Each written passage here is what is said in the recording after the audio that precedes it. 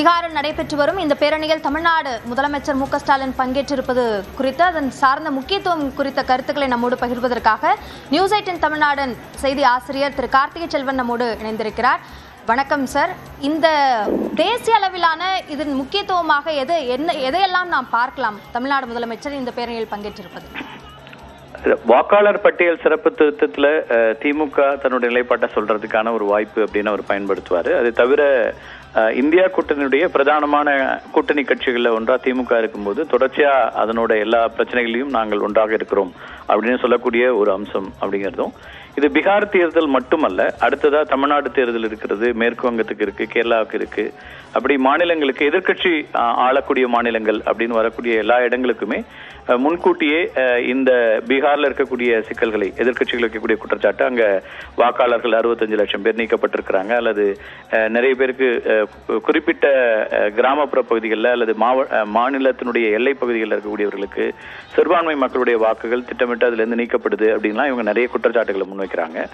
அதே விதமாக அடுத்ததா இப்போ தமிழ்நாட்டுல அல்லது இப்போ தமிழ்நாடு போற ஒரு மாநிலத்திலையும் இந்த 2026 தேர்தலுக்கு நிறைய ஒரு வாக்காளர்கள்ல ஒரு மாற்றம் இருக்கக்கூடிய ஒரு இடத்தையும் பாக்குறோம். நிறைய கெஸ்ட் ஒர்க்கர்ஸ் இப்ப வந்திருக்கிறாங்க.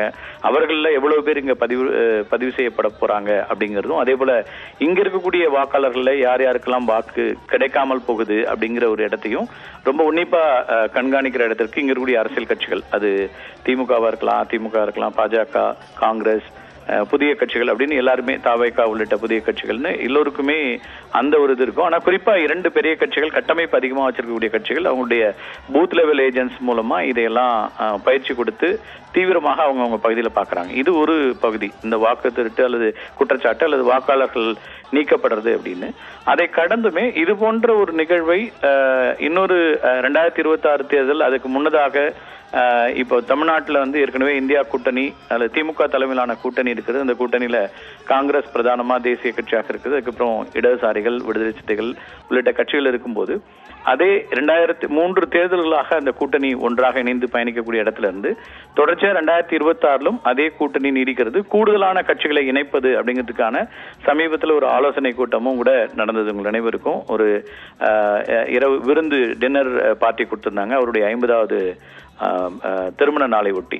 அப்ப இந்த சூழல்ல இருந்து இதை பின்னணியில இருந்து பார்க்க வேண்டியிருக்குது. ஒரு அம்சம் என்னன்னா, திரு ராகுல் காந்தி, பிரியங்கா காந்தி காங்கிரசினுடைய முடிவெடுக்கக்கூடிய இடத்துல இருக்கக்கூடிய தலைவர்களாக இருக்கும்போது அவர்களும் திரு இங்க முதலமைச்சர் மு க ஸ்டாலின் அப்படின்னு ஒன்றாக இருப்பதுங்கிறது அந்த கட்சிகளுக்குள்ள இருக்கக்கூடிய இணக்கத்தை மேலும் அதிகரிக்கக்கூடியது. இன்னொன்னு, இங்கே வந்து வெவ்வேறு விதமான முயற்சிகளை 2ஆம் கட்டத்தில் இருக்கக்கூடியவர்கள்லாம் எடுப்பாங்க. காங்கிரஸ்ல இருக்கக்கூடிய ஒரு சிலருக்கு வந்து வேறு விதமான ஒரு கூட்டணி அமைக்கலாம் அப்படிங்கிற ஆலோசனைகளை சொல்றது, பேசுறது, அதுக்கான இதெல்லாம் நடக்கக்கூடிய அவங்களுக்கு ஆர்வம் இருக்கலாம், விருப்பம் இருக்கலாம், மாற்றுக்கிறது இருக்காது.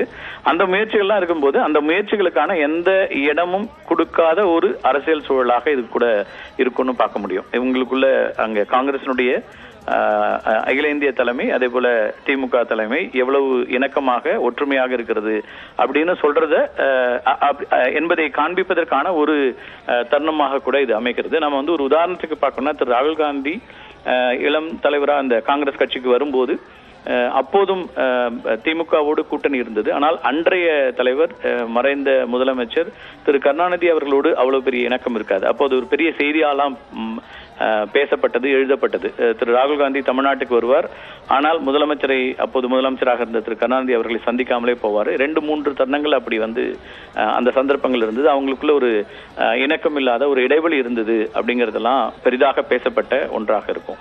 ஆனால் இன்றைக்கு வந்து அப்படியான எந்த இடைவெளியும் எந்த இடத்திலும் இல்லாத வகையில 2 பேருக்கும் வந்து ஒரு திரு ராகுல் காந்தியும் சரி, திரு மு க ஸ்டாலினுக்கும் இடையில இருக்கக்கூடிய அந்த நட்பு அப்படிங்கிறது ஒவ்வொரு முறையும் அந்த இணக்கம், அரசியல் ரீதியான ஒரு இணக்கம், அதுல கருத்தியல் ரீதியா இணக்கத்தோடு இருக்கிறோம் அப்படிங்கறதெல்லாம் சொல்லக்கூடிய ஒரு இன்னொரு சந்தர்ப்பமாகவும் இது மாறுகிறது அப்படின்னு பார்க்கலாம். இன்னொன்னு, பீகாரை பொறுத்த வரைக்கும் தமிழ்நாட்டோடு தொடர்புடைய ஒரு மாநிலம். கிட்டத்தட்ட சமூக நீதியை அதிகமா பேசக்கூடிய, வலியுறுத்தக்கூடிய, முன்னிறுத்தக்கூடிய தமிழ்நாட்டு தேர்தல் களம் போலவே பீகார் தேர்தல் களமும் அங்கே வந்து அப்போது லாலு பிரசாத் யாதவ் அவருடைய அவருடைய தலைமை இருக்கிறது. அதுக்கு பிறகு இப்போது அவருடைய மகன் உள்ளிட்டவர்கள் நிற்கும் போதும் அந்த சமூக நீதி அரசியலை முன்னெடுக்கக்கூடிய கட்சிகள், மதச்சார்பின்மை அரசியலை, மத நல்லிணக்க அரசியலை முன்னெடுக்கக்கூடிய கட்சிகள், தலைவர்கள் அப்படிங்கிறதுக்கான அந்த ஒரு விஷுவலாகவும் இந்த காட்சிகள் இது வந்து அகில இந்திய அளவிலையும் மீண்டும் ஒரு முறை இந்தியா கூட்டணியில் நாங்கள் ஒற்றுமையாக இருக்கிறோம் அப்படிங்கிறத காட்டக்கூடிய ஒரு அம்சம் அப்படின்றதாகவும் இது வந்து சென்று சேரக்கூடிய ஒன்றாக இருக்கும். அதுல ரொம்ப முக்கியமா 26 தேர்தல், சட்டமன்ற தேர்தல் தமிழ்நாட்டில் வரக்கூடிய சூழல்ல இங்க தமிழ்நாட்டிலும் திமுக தலைமையிலான இந்த கூட்டணி கட்சிகளுக்குள்ள ஒரு பக்கம் நீங்க இப்ப பாத்தீங்கன்னா அதிமுக பாஜக கூட்டணி ஏற்கனவே இருந்த அந்த இடைவெளிகள் குறைந்து இப்ப திரு அண்ணாமலையை வந்து திரு எடப்பாடி பழனிசாமியை முதலமைச்சர் ஆக்க வேண்டும் அப்படின்னு சொல்லக்கூடிய காட்சி நகர்வுகளையும் நம்ம பார்க்கிறோம். அப்ப அவங்களுக்குள்ள ஒரு அந்த இடைவெளிகள் குறைந்து 2 பேரும் இணக்கமாக இணைந்து பணியாற்றக்கூடிய சூழல் அப்படிங்கிற ஒரு இடத்தை நகர்றாங்க. இன்னொரு பக்கம் திமுக அதனுடைய கூட்டணியில் இருக்கக்கூடிய கட்சிகள், அதுல சில கட்சிகளுக்கு ஆட்சி ரீதியாக நிர்வாக ரீதியாக பிரச்சனைகள் விமர்சனங்கள் வரும்போதும் கூட அவர்களையும் ஒன்றாக அரவணைத்து அதற்கு நேரடியா பொதுவெளியில பதில் சொல்வதை திரு மு.க. ஸ்டாலின் தவிர்த்து வருகிறார்.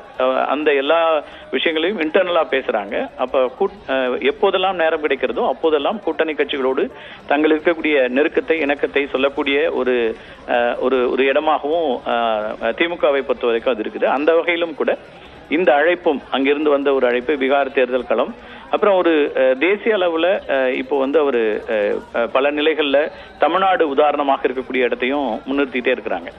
இப்ப நீங்க வந்து ஒரு பொருளாதார வளர்ச்சி அப்படின்னு பார்த்தோம்னா இரட்டை இலக்கத்துல இருக்கிறோம், அல்லது எலக்ட்ரானிக்ஸ் உற்பத்தியில இந்தியாவுடைய 41% தமிழ்நாட்டில இருந்து தான் நடக்குது. அதாவது நம்மளுடைய எக்ஸ்போர்ட்ல இந்தியா அளவுல இருக்கக்கூடியதுல 41% தமிழ்நாட்டிலேருந்து எக்ஸ்போர்ட் ஆகுது.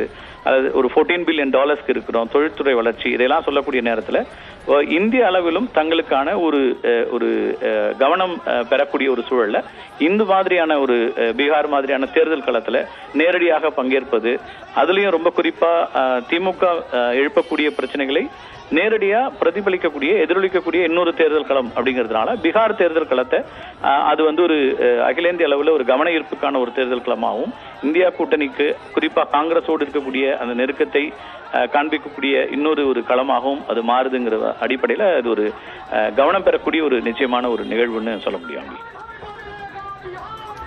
திரு கார்த்திகை செல்வன், இதுல இன்னொரு முக்கியமான அம்சம் பீகார் தேர்தலை பொறுத்த வரைக்கும் அதில் இருக்கக்கூடிய இந்த எதிர்ப்பு, இந்தியா கூட்டணியாக காட்டக்கூடிய இந்த எதிர்ப்பு என்பது தமிழ்நாட்டில் ஒருவேளை அந்த எஸ்ஐஆரை கொண்டு வருவதற்கான ஒரு தயக்கத்தை ஏற்படுத்தாமல் அல்லது அதை கொண்டு வருவதற்கான யோசனையை அது அதிகப்படுத்தும் அப்படின்னு பார்க்கலாமா? இல்ல, அவங்க முன்கூட்டியே தான் பிரீம்ப்ட் பண்ணி தான் இந்த விஷயங்களை ஏற்கனவே அவரும் பேசியிருக்காரு, கடுமையா விமர்சனம் செய்திருக்கிறாரு. திமுக தலைவராகவும் தமிழ்நாட்டின் முதலமைச்சராகவும் தன்னுடைய கருத்துக்களை ஏற்கனவே முன் வச்சிருக்காரு. இங்கே வந்து அதுக்கான சூழல் அப்படிங்கிறது இந்த குற்றச்சாட்டுகளை ஏற்கனவே தேர்தல் ஆணையம் மறுத்திருக்கிறது. இந்த மாதிரியான ராகுல் காந்தி வைக்கக்கூடிய விமர்சனங்களையும் மறுக்கிறாங்க. அதே நேரத்தில் நிறைய முரண்பாடுகளும் நிறைய சிக்கல்களும் இருக்கக்கூடிய சூழல்ல ரொம்ப கவனமா இருக்க வேண்டியது இருக்கிறது அப்படிங்கிறதையும் இப்ப மகாராஷ்டிரா தேர்தல் உள்ளிட்ட தேர்தல்களை எதிர்கட்சிகள் முன்வைக்கிறாங்க. அந்த அடிப்படையிலிருந்து தமிழ்நாட்டிலிருந்தும் ஒரு கவன ஈர்ப்பு ரொம்ப அவசியமா இருக்குது. அந்தந்த கட்சிகளுக்குமே, அது திமுகவோ அதிமுகவோ பாஜகவோ, வாக்காளர்கள் சேர்க்கை அப்படிங்கிறது ரொம்ப முக்கியத்துவம் பெறக்கூடிய ஒன்றாகவும் இருக்கிறதுல இருந்தும் இது பாக்குறாங்க. தமிழ்நாட்டு தேர்தல் களத்திற்கும் முன்னோட்டமாக இது இருக்கும் அப்படிங்கிறதும் நிச்சயமா அதுல திமுகவுடைய ஒரு பார்வையாக கட்டாயம் இருக்கும். அந்த அடிப்படையிலையும் அவருடைய பங்கேற்பு அப்படிங்கிறத பார்க்க முடியுது. நீங்க காட்சிகள் பார்க்க முடியும். ஒவ்வொரு முறையும் திரு ராகுல் காந்தியும் திரு ஸ்டாலினும் கலந்து கொள்ளக்கூடியது. நீங்க கோயம்புத்தூர் திருப்பூர்ல நடந்ததுல இங்க இந்த ஸ்வீட்ஸ் வாங்கிட்டு எல்லாம் போய் பார்த்தாரு. அதே போல நிறைய நீங்க வந்து அவங்களுக்குள்ள இருக்கக்கூடிய அந்த பாண்டிங்கை வெளிப்படுத்தக்கூடிய நிகழ்வுகள் இருக்கும். அதுல ஒரு முக்கியமான ஒரு நிகழ்வுன்னு பீகாரை அவங்க மையப்படுத்தி பயன்படுத்துறாங்க அப்படின்னு அரசியல் ரீதியாக நம்ம பார்க்க முடியும்.